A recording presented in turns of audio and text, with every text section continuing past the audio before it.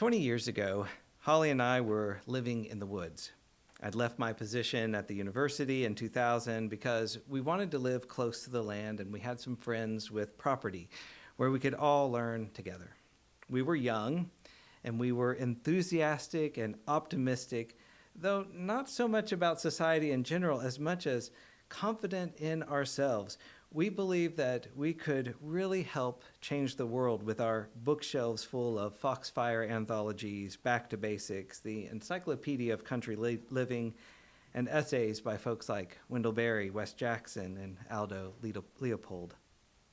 This wasn't a complete leap of faith for us. All of us came from families where we grew up with some combination of gardening, camping, backpacking, building, or farming. We weren't against technological innovations either, but we were trying to be intentional about our lives and livelihoods. And we had a lot of fun. We wrote poetry, we painted landscapes, and we hosted literature-themed dinners. There were some hardships and frustrations, of course, but looking back, it was idyllic. And then, on September 11, 2001, we were working on the cabin. I remember clearly I was in the front yard prepping lumber for a window repair, and we got a call to turn on the news that the United States had been attacked. We spent the rest of that day listening to NPR on a really little battery-powered radio, and the news did not slow down over the weeks and months ahead. Congress only took 1 week to authorize the United States to use military forces, in response to the 9/11 attacks. That was September 18th. By October 7th, the United States and the United Kingdom had invaded Afghanistan in an operation they named Enduring Freedom. On October 15th, the Washington Examiner would publish an editorial by Max Boot making the case for American empire. And Boot's words captured the spirit of the nation, or at least the spirit of my neighbors and community. He insisted that, in his words, the September 11 attack was the result of insufficient American involvement and ambition. The solution, he wrote, is to be more expansive in our goals and more assertive in their implementation. He insisted that the United States occupy Afghanistan, but not for imperial gains, of course not. This would be merely, quote, a temporary expedient to allow the people to get back on their feet until a responsible, humane, preferably democratic government takes over. The U.S. needed to not only kill Osama bin Laden, but make it impossible for someone like him to rise up and replace him. We must not only wipe out the vipers, Boot wrote, but also destroy their nest and do our best to prevent new nests from being built there again.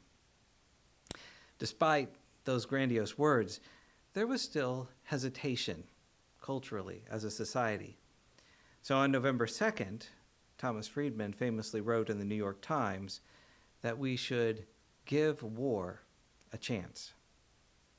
War did indeed get its chance. The United States and the United Kingdom were joined by other allies, including the Northern Alliance, and by December 17th, they had driven out the Taliban. It was a surprisingly swift fall, and the victors then built military bases across the nation and settled in for nearly 20 years of ongoing violence. There was never an official declaration of war, other than the ubiquitous and ambiguous war on terror.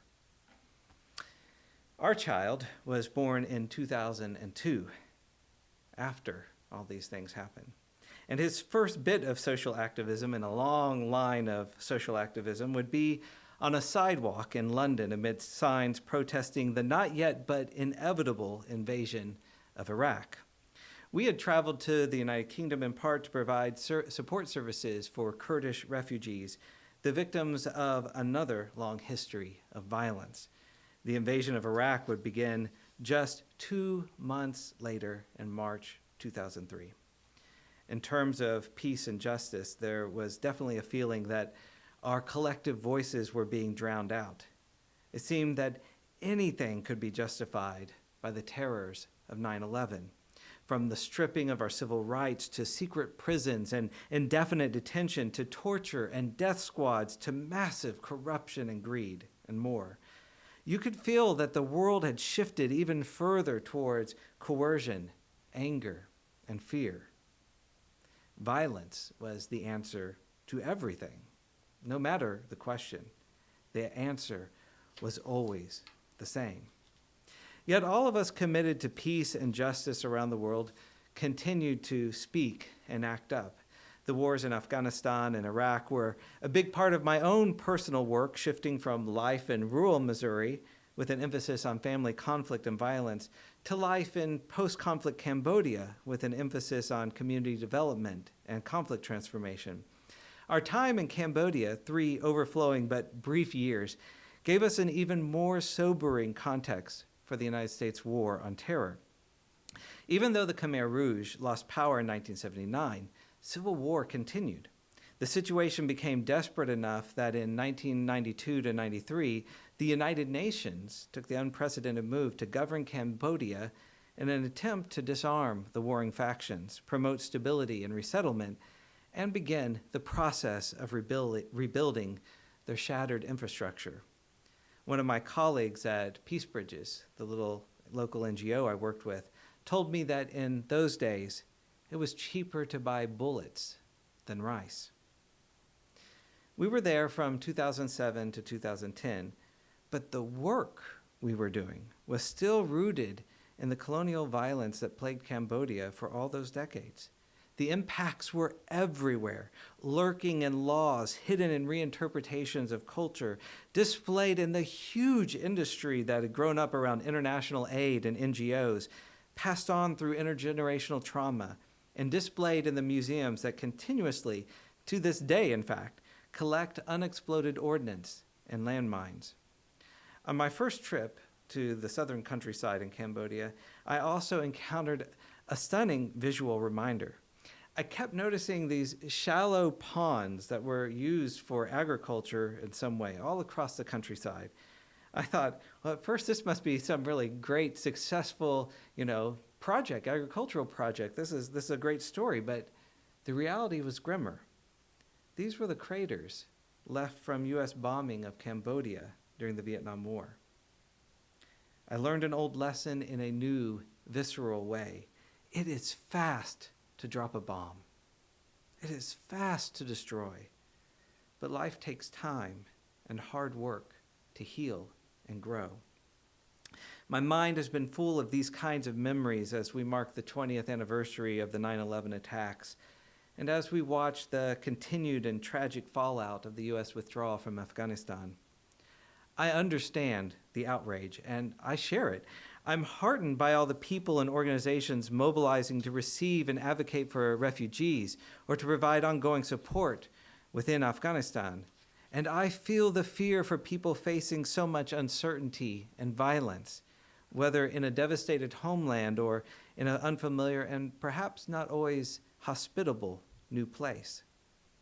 And there is plenty of room to criticize and protest the way President Biden and his administration has handled this withdrawal. But I'm also concerned that too many people in the United States have forgotten what has happened in the last 20 years. The peace worker inside of me keeps crying out, where was your outrage for 2 decades of coercion, violence, and domination? How did so many of us, so many people in the United States manage to forget that we have subjugated the people of Afghanistan, military personnel, aid workers, and journalists to the horrors of war for 20 years? I'm not questioning that there is genuine compassion buried in our current outrage.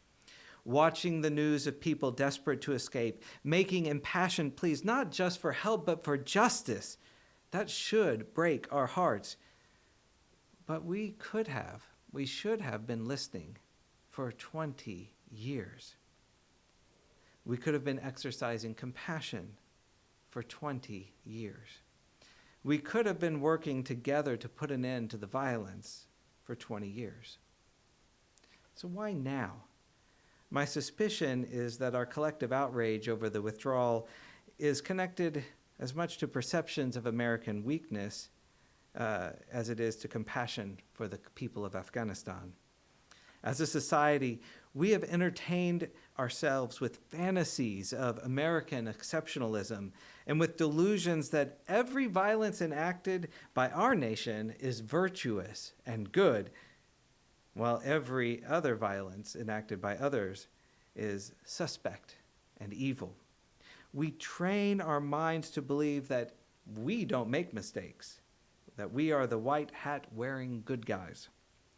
It's convenient to hide the horrors of 20 years of war and occupation, the secret prison, the torture, the countless and horrific civilian deaths, the now ubiquitous buzz of drones with bombs, because we viewed them as the justified costs of American dominance. If the withdrawal had gone as planned, and if the Taliban's return to power had taken place over months and years instead of days and weeks, all of these current tragedies would have unfolded more slowly. Most importantly, for preserving civic myths, the United States would not have been in the middle of it all. It would have been easy to feel sad, reassure ourselves that we did our duty, and console ourselves that it was someone else's fault and someone else's responsibility. But the swiftness of the collapse in Afghanistan will not let us escape this introspection. Despite the insistence that the war on terror was making the world a better and more democratic place, even those who believe that war can be an engine of freedom have concluded that the last 20 years have amounted to fighting wars against our own democracy. If you are angry and horrified by what is happening in Afghanistan now, and you should be, you should also have been angry and horrified by the entirety of the last 20 years. How can we possibly measure these horrors? We turn to statistics, but it's easy to forget that behind every number there is a life and a story. Ellen Nickmeyer, drawing on data provided by Harvard University's Kennedy School and Brown University's Costs of War project, has summarized some of what we've paid during these years. In time, 20 years is almost a generation, and nearly 25% of the United States population living today was born during the war and occupation. In lives lost, 2,448 American military members, 1,144 Allied military members, 3,846 U.S. military contractors, 444 aid workers, 72 journalists, 66,000 Afghani military and police members, 47,245 Afghani civilians, and 51,191 Taliban and other fighters have died. In money, Nickmeyer points out that this war was paid for on credit, not in cash.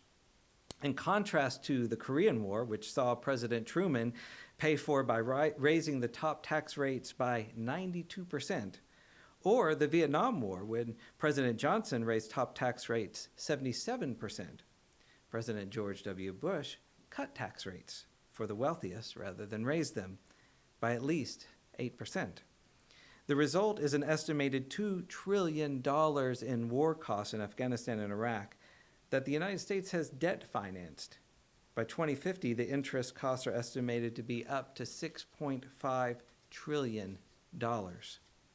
To this, we need to add more than $2 trillion in expenses for continued and much-needed services to roughly 4 million veterans in healthcare, disability, burial, and other related costs. These figures are no accident, neither the callous disregard for life nor the profit made from death. Despite all the humanitarian rhetoric we've heard for 2 decades, the last 20 years have largely been about neoliberal war profiteering, extracting profit from the suffering of thousands. Right after the 9/11 attacks, a top manager for the National Security Agency, Samuel Visner, saw the opportunity. He said, "We can milk this thing all the way to 2015. There's plenty to go around." Vissner was only wrong about one thing: the timeline. The war on terror has continued well past 2015 to fatten the wallets of military contractors while decimating the lives of people in Afghanistan and Iraq. As John Schwartz reported in The Intercept, quote, "If you purchase $10,000 of stock evenly divided among America's top 5 defense contractors on September 18th, 2001, that was when Congress authorized use of force, and faithfully reinvested all dividends, it would now be worth $97,295. This is a far greater return," he wrote, "than was available in the overall stock market over the same period. That is, defense stocks outperformed the stock market overall by 58% during the Afghanistan war." And though you can find thought experiences imagining what we could have done with the money we spent on war, we have never, ever invested in peace at these kinds of levels. Nevertheless, movements to bring healing and peace continue to spring up around the world, usually around among marginalized people, and usually without the support of those who control money and politics. This makes it tricky to gauge the relative amount of violence or peace in the world. According to the Global Peace Index at Vision of Humanity, there has been an increase in diplomacy and, in their words, a shift away from large-scale violent deaths and heavy militarization, towards democracy. Battle deaths in the last 25 years make up only 3% of battle deaths in the last 100 years, or 7% excluding World War II deaths. And the number of alliance agreements in place in 2012 was 77 times the amount of alliances in 1918. However, the report would go on to show that these improvements have been paralleled by increases in internal conflicts and civil wars, in military spending, and in incarceration. The report stated for the 11 countries with incarceration data available since 1950, excluding the massively higher rates of the United States, the average rate increase in incarceration rates was 142.9%. Incarceration levels, population displacement, and security spending speak to the resources necessary to maintain peace. The report recommended a more peaceful society could reduce spending on security and instead invest in structures that improve stability and build peace, education, physical infrastructure, and strong business.